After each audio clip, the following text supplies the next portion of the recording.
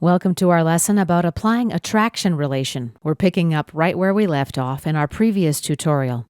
Let's begin by right-clicking and selecting Edit Sketch. Let's delete the belt. Do we want to? Yes. Now I'll select this point, add a fix relation, accept. Let's select this circle and this circle. We'll apply a traction relation. Now I'm going to select this circle and this one and apply a traction relation. And this circle to this circle, again a traction relation. Let's click Accept. Now when I rotate my first wheel, the other wheels rotate as well. Let's create one more block. We'll drop a rectangle about here. The rectangle is now selected.